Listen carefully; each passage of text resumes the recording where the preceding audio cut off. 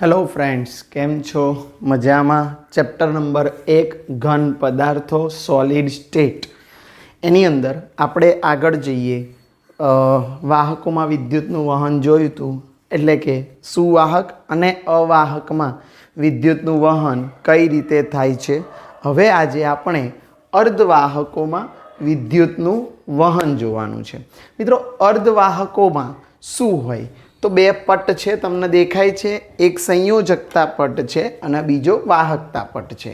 આને કહેવાય છે સંયોજકતા પટ, આને કહેવાય છે વાહકતા પટ, જે ખાલી પટ છે. તો અર્ધવાહકોની બાબતમાં સંયોજકતા પટ અને વાહકતા પટ વચ્ચે જગ્યા નાની છે, એટલે કે શક્તિ ગેપ, એનર્જી ગેપ કેવો છે? ઓછો હોય છે. આથી શું થાય? કેટલાક સંયોજકતા પટમાં રહેલા ઇલેક્ટ્રોન, એટલે કે આ સંયોજકતા પટમાં રહેલા ઇલેક્ટ્રોન વાહકતા પટમાં જઈ શકે છે, જેને કારણે અર્ધવાહકો થોડીક વાહકતા દર્શાવી શકે છે. તો એવું કહી શકાય કે અર્ધવાહકો થોડીક વાહકતા કેવી રીતે દર્શાવી શકે? તો બહુ સિમ્પલ મેથડ છે. ફરીથી કહું છું તમને, અર્ધવાહકો અને અર્ધવાહકોમાં સંયોજકતા પટ અને વાહકતા પટ વચ્ચે જે ગેપ હોય છે, શક્તિ ગેપ, એ ખૂબ જ ઓછી હોય છે, જેથી કેટલાક ઇલેક્ટ્રોન સંયોજકતા પટમાંથી વાહકતા પટમાં જઈ શકે છે, જેના કારણે અર્ધવાહકો થોડીક વિદ્યુત વાહકતા દર્શાવે છે. કોઈપણમાં વિદ્યુતનું વહન ત્યારે જ થાય કે વાહકતા પટમાં ઇલેક્ટ્રોન જઈ શકે. યાદ કરો, અવાહકની અંદર શક્તિ ગેપ વધારે હોય છે, એટલે ઇલેક્ટ્રોન, સંયોજકતા પટના ઇલેક્ટ્રોન વાહકતા પટમાં જઈ શકતા નથી. પરંતુ આ અર્ધવાહકોની વાહકતા આપણે વધારી પણ શકીએ છીએ. કેવી રીતે? વિદ્યુતીય વાહકતા તાપમાનના વધારા સાથે વધે છે. એટલે ફરીથી પરીક્ષામાં પૂછાય કે અર્ધવાહકોની વિદ્યુત વાહકતા કેવી રીતે વધારી શકાય છે? તો અર્ધવાહકોની વિદ્યુત વાહકતા તાપમાનનો વધારો કરીને વધારી શકાય છે. કારણ કે જ્યારે તમે તાપમાન વધારો ત્યારે કેટલાક ઇલેક્ટ્રોન, વધુ ઇલેક્ટ્રોન, જે પહેલાં ઇલેક્ટ્રોન કૂદ્યા હતા એના કરતાં વધુ ઇલેક્ટ્રોન સંયોજકતા પટમાંથી વાહકતા પટમાં જઈ શકે છે. તો કયા કયા અર્ધવાહકો આ પ્રકારની વર્તણૂક ધરાવે? તો તમે લોકો સારી રીતે જાણો છો, સિલિકોન અને જર્મેનિયમ. કયા કયા? તો સિલિકોન અને જર્મેનિયમ આ પ્રકારની વર્તણૂક ધરાવે છે. એને કયા અર્ધવાહક કહે છે? તો મિત્રો, આંતરિક અર્ધવાહક કહે છે. ફરીથી બોલું છું, કયા બે? તો સિલિકોન અને જર્મેનિયમ. આ બંને જે છે એ આ પ્રકારની વર્તણૂક દર્શાવે છે. એથી એને કયા અર્ધવાહક કહે છે? આંતરિક અર્ધવાહક. તો મિત્રો, આમાં તો કંઈ છે જ નહીં. અર્ધવાહકોની વાત કરી છે, બંને વચ્ચે શક્તિ ગેપ ઓછો છે, જેથી સંયોજકતા પટના કેટલાક ઇલેક્ટ્રોન વાહકતા પટમાં જઈ શકે છે. તાપમાન વધારો તો વધારે ઇલેક્ટ્રોન વાહકતા પટમાં જઈ શકે, એટલે વિદ્યુતીય વાહકતા વધે છે.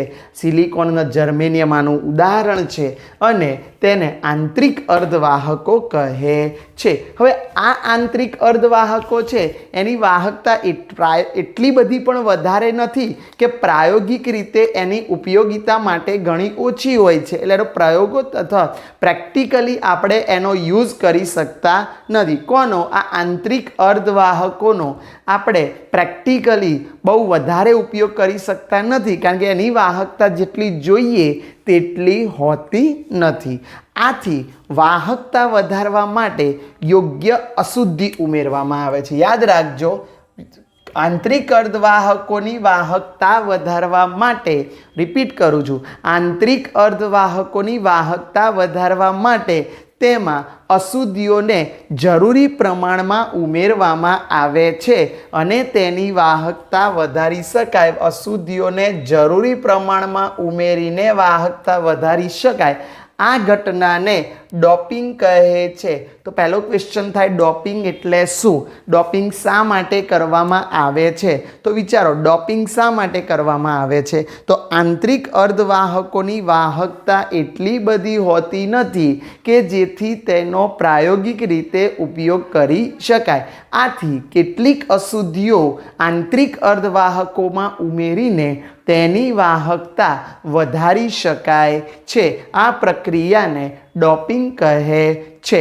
ડોપિંગ કોની હાજરીમાં? તો સિલિકોન અને જર્મેનિયમ જેવા આંતરિક અર્ધવાહક કરતાં વધુ સમૃદ્ધિ અને વધુ ઇલેક્ટ્રોન ઉણપ અશુદ્ધિના ઉપયોગથી કરી શકાય. તો કોનાથી આ આંતરિક અર્ધવાહકોની વાહકતા કેવી રીતે વધારી શકાય? તો આંતરિક અર્ધવાહકો કરતાં વધુ ઇલેક્ટ્રોન સમૃદ્ધિ એટલે વધારે ઇલેક્ટ્રોન ધરાવતા, એટલે 4ની જગ્યાએ કેટલા? 5, કારણ કે આંતરિક અર્ધવાહકોમાં સિલિકોન અને જર્મેનિયમ એની બાહ્યતમ કક્ષામાં કેટલા? 4. તો એના કરતાં વધારે ઇલેક્ટ્રોન એટલે 5 ઇલેક્ટ્રોન ધરાવતા અથવા વધુ ઇલેક્ટ્રોન ઉણપ ધરાવતા. તો 4થી ઇલેક્ટ્રોન ઉણપ ધરાવે તો 3. તો એવું કહી શકાય કે 5 ઇલેક્ટ્રોન ધરાવતા તત્વો ઉમેરીને અથવા 3 ઇલેક્ટ્રોન ધરાવતા તત્વો ઉમેરીને તેની આવી અશુદ્ધિઓ ઉમેરીને વાહકતા વધારી શકાય છે.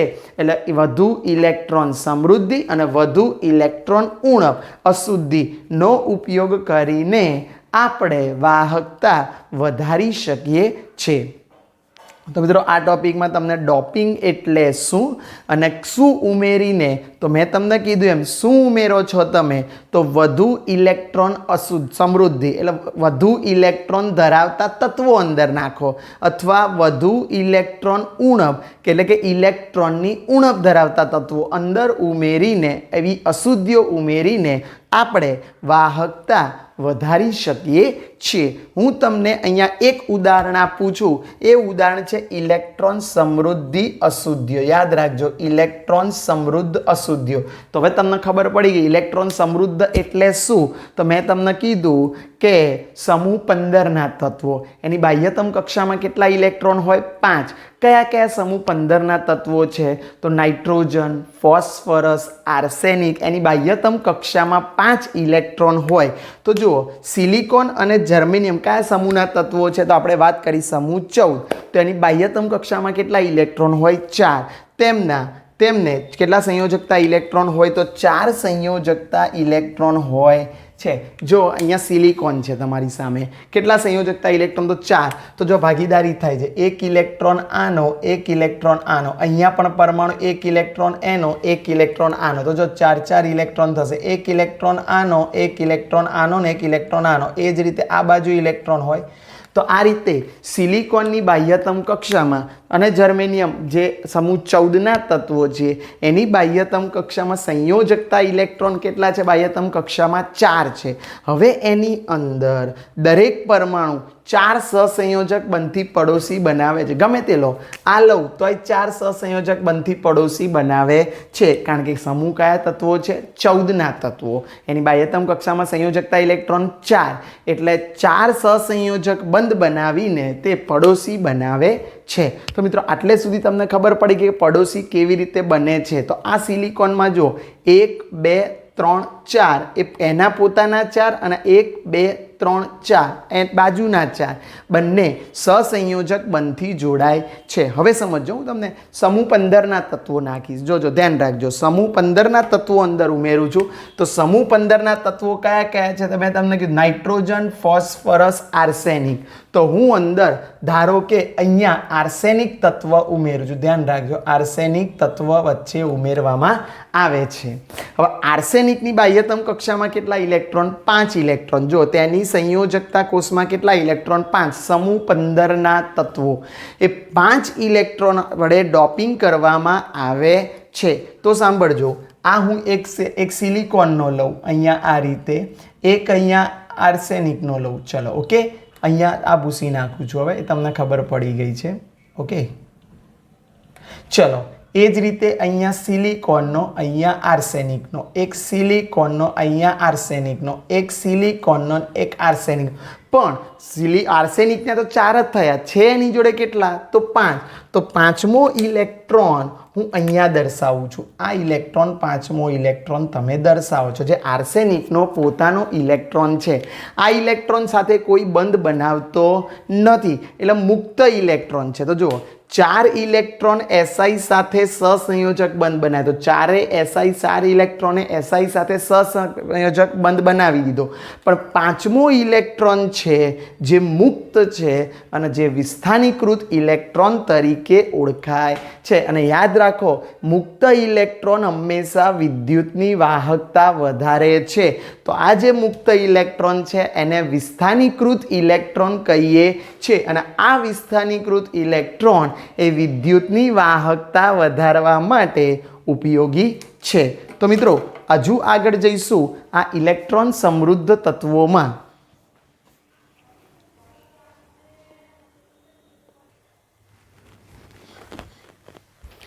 મિત્રો આપણે જોયું કે પેલા વિસ્થાનીકૃત ઇલેક્ટ્રોન હતા એ ડોપિંગ કરેલા સિલિકોન અને જર્મેનિયમની વાહકતા વધારે છે. કેમ વધારે છે? કારણ કે મુક્ત ઇલેક્ટ્રોન છે. મુક્ત ઇલેક્ટ્રોન એટલે કે વિસ્થાનીકૃત ઇલેક્ટ્રોન છે અને વિદ્યુતની વાહકતા માટે જવાબદાર એ વિસ્થાનીકૃત ઇલેક્ટ્રોન જ છે. આથી જર્મેનિયમ અને સિલિકોનની વાહકતા તમે આકૃતિમાં હમણાં જોયું એમાં વધે છે. આ વધારો કોના કારણે થયો? તો વાત થઈ એમ જ ઋણ વીજભારિત મુક્ત ઇલેક્ટ્રોનને કારણે. એટલે ઇલેક્ટ્રોનનો વીજભાર કેવો? ઋણ, એટલે નેગેટિવ એટલે હોય છે. તેથી ઇલેક્ટ્રોન સમૃદ્ધ અશુદ્ધિ સાથે ડોપ કરેલા સિલિકોન N પ્રકારના અર્ધવાહક કહે છે. એટલે જ હું તમને કહું છું કે સિલિકોન અને જર્મેનિયમ સાથે જે ડોપ કરેલા સિલિકોન છે, ઇલેક્ટ્રોન સમૃદ્ધ અશુદ્ધિ છે. કેવી અશુદ્ધિ? ઇલેક્ટ્રોન સમૃદ્ધ અશુદ્ધિ સાથે ડોપ કરેલા સિલિકોન N પ્રકારના અર્ધવાહક તરીકે ઓળખાય છે. કારણ કે અંદર ઇલેક્ટ્રોન સમૃદ્ધ તત્વો નાખીએ છીએ. કયા તત્વો? નાઇટ્રોજન, ફોસ્ફરસ અથવા આર્સેનિક અને સિલિકોન સાથે ડોપ થાય છે અને વધુ ઇલેક્ટ્રોનને કારણે થાય છે. આથી એને કેવા? N એટલે નેગેટિવ. અને કોના કારણે થાય છે? ઋણ વીજભારિત ઇલેક્ટ્રોનના કારણે. એટલે N પ્રકારના અર્ધવાહકો કહે છે. તો મિત્રો આ તો તમને ખબર પડી ગઈ હશે, ઇઝી વેમાં છે, કંઈ જ નવું છે નહીં.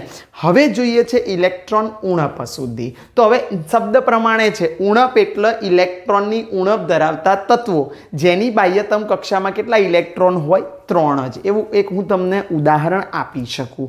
સમૂહ 13ના તત્વો. તો જો સિલિકોન અને જર્મેનિયમમાં કયા સમૂહના તત્વો ઉમેરીએ છીએ મિત્રો? સમૂહ 13ના તત્વો. યાદ રાખજો, કયા સમૂહના તત્વો? સમૂહ 13ના તત્વો. કયા? તો બોરોન, એલ્યુમિનિયમ અથવા ગેલિયમ.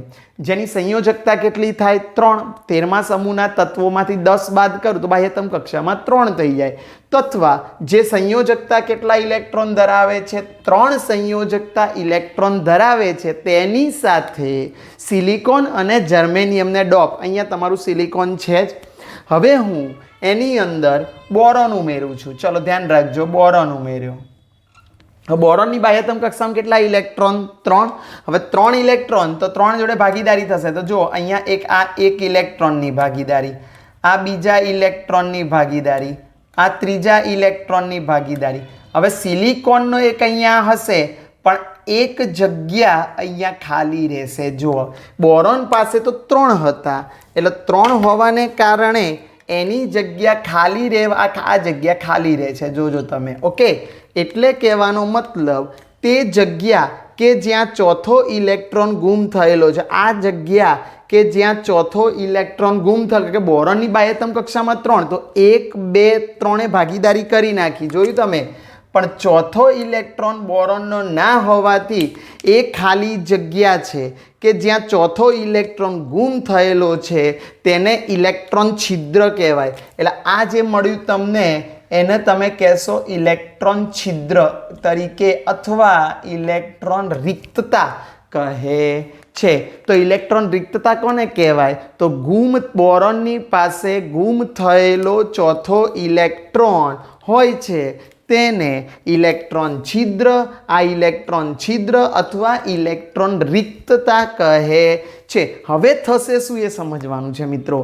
પડોશી પરમાણુમાંથી એક ઇલેક્ટ્રોન આવશે એટલે શું થશે ધ્યાન રાખજો આની જોડે 2 ઇલેક્ટ્રોન તો આનો એક ઇલેક્ટ્રોન સાંભળજો આનો એક ઇલેક્ટ્રોન આપણે બ્લુ પેનથી જ બતાવીએ છીએ આના 2 ઇલેક્ટ્રોન હોય એમાંથી એક ઇલેક્ટ્રોન અહીંયા આવશે તો અહીંયા છિદ્ર બનશે પાછું શું થશે અહીંયાથી આમ આવશે એટલે અહીંયાથી એક ઇલેક્ટ્રોન આવશે એટલે અહીંયા છિદ્ર બનશે એટલે જ્યાંથી ઇલેક્ટ્રોનનું વહન થશે ત્યાં છિદ્ર બનતા જાય છે એટલે શું થાય છે પડોશી પરમાણુમાંથી આ પડોશી પરમાણુ આ છે ઇલેક્ટ્રોન અહીંયા આવીને આ ઇલેક્ટ્રોન છિદ્રને ભરે છે આમ પોતાના મૂળ સ્થાનમાંથી ઇલેક્ટ્રોન શું કરે છે ઇલેક્ટ્રોન છિદ્ર છોડી જાય છે હવે તમે જુઓ અહીંયાથી ઇલેક્ટ્રોન આવી ગયો ચલો ઇલેક્ટ્રોન આવી ગયો છે અહીંયા બરોબર છે તો અહીંયા શું હશે તો 2 ઇલેક્ટ્રોનના કારણે અહીંયા ઇલેક્ટ્રોન છિદ્ર છોડીને જાય છે પાછો ફરીથી ઇલેક્ટ્રોન અહીંયાથી અહીંયા આવી ગયો તો ઇલેક્ટ્રોન અહીંયા છિદ્ર છોડીને જાય છે એટલે પડોશી પરમાણુનો ઇલેક્ટ્રોન આ છિદ્રમાં આવે તો એ પોતાના મૂળ સ્થાને એટલે કે આ સ્થાને પોતે શું છોડીને જાય છે છિદ્ર છોડીને દે છે આ પ્રમાણે બનશે તો તમને લાગશે કેવું તો ઇલેક્ટ્રોન છિદ્ર નહીં ભરાયેલા ઇલેક્ટ્રોન છિદ્રની વિરુદ્ધ દિશામાં જાય છે તો આ ઇલેક્ટ્રોન છિદ્ર હતું એ નહીં ભરાયેલા ઇલેક્ટ્રોન છિદ્રની વિરુદ્ધ દિશામાં જાય છે એટલે આ ઇલેક્ટ્રોન આમ જાય છે આમ જાય એટલે તમને ઊંધું દેખાશે કે ઇલેક્ટ્રોન છિદ્ર ક્યાં જશે કે નહીં ભરાયેલા ઇલેક્ટ્રોન છિદ્ર એટલે કે આ ઇલેક્ટ્રોન છિદ્ર જે નહોતું ભરાયેલ એની વિરુદ્ધ દિશામાં છિદ્ર થવાના ચાલુ થશે એટલે તમને એવું આભાસ થાય છે કે આ ઇલેક્ટ્રોન છિદ્ર જે આ છિદ્ર આવ્યું એ નહીં ભરાયેલા આ ઇલેક્ટ્રોન છિદ્ર નહોતું ભરાયું એની વિરુદ્ધ દિશામાં અહીંયા છિદ્ર દેખાયું હવે અહીંયાથી ઇલેક્ટ્રોન તો અહીંયા દેખાશે